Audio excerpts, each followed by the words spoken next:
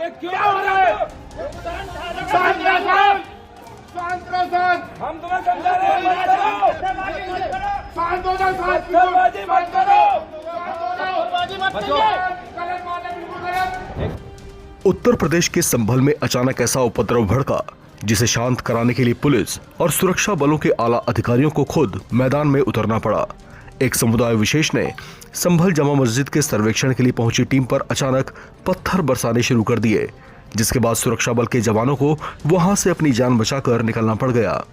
दरअसल हुआ कुछ यूं था कि यूपी के संभल की शाही जामा मस्जिद के हरिहर मंदिर होने का दावा पेश किए जाने के बाद रविवार को दूसरे चरण का सर्वेक्षण शुरू किया गया था, लेकिन इससे पहले कि सर्वे का काम शुरू हो पाता अचानक वहां भारी भीड़ जमा हो गई, जिसको वहां से हटाने की कोशिशें की गईं तो वे उग्र हो गए। इस दौरान सुरक्षा बल के जवानों के साथ उनकी धक्का मुक्की भी हुई और देखते ही देखते वहां जमा लोगों ने उपद्रव करना शुरू कर दिया। सुरक्षा बल के जवानों को निशाना बनाकर उन पर पथराव किया गया, जिनको नियंत्रित करने के लिए उन्हें कुछ राउंड हवाई फायरिंग भी करनी पड़ी। इलाके में अभी भी हालात तनावपूर्ण बने हुए हैं। ये मामला कोर्ट में चल रहा है। संभल की जामा मस्जिद सर्वे के मामले में वकील विष्णु शंकर जैन ने हिंदू पक्ष को लेकर जानकारी दी है। संभल का जो पूरा मुद्दा है वो बेसिकली हमारा ये कहना है कि ये श्री हरिहर मंदिर था जो पृथ्वीराज चौहान के समय बना था और यहीं पे कल की अवतार होना है। बाबर ने 1526-1529 में इस जगह को तोड़ा। ये बात बाबरनामा में भी मेंशन्ड है, जिसका बेवरेजेस ने ट्रांसलेशन किया है। आईन अकबरी के पेज नंबर 281 पे लिखा हुआ है कि यहाँ पे हरिहर मंदिर था और यहाँ पे कल की अवतार होना है। ये बात अकबर के कोर्ट मास्टर अबुल फजल ने लिखी है 1600 के दशक में। अलेक्जेंडर कैनिंगम जो आर्कियोलॉजिकल सर्वे ऑफ इंडिया के डायरेक्टर जनरल थे, उन्होंने भी यहाँ पे सर्वेक्षण किया है 1873 से 1875 के बीच में, और उन्होंने पाया था कि एक हिंदू मंदिर का परिसर है जिसको गलत ढंग से मस्जिद का रूप देने की कोशिश की गई है।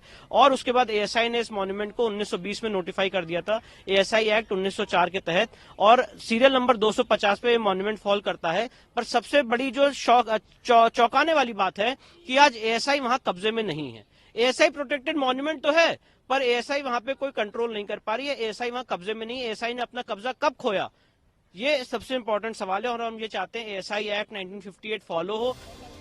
वहीं इस मामले में सपा सांसद जियाउर रहमान ने मुस्लिम पक्ष को लेकर कहा कि इस मामले को कुछ शरारती तत्व हवा देने की और विवाद बढ़ाने की कोशिश कर रहे हैं, जिसे होने नहीं दिया जाएगा।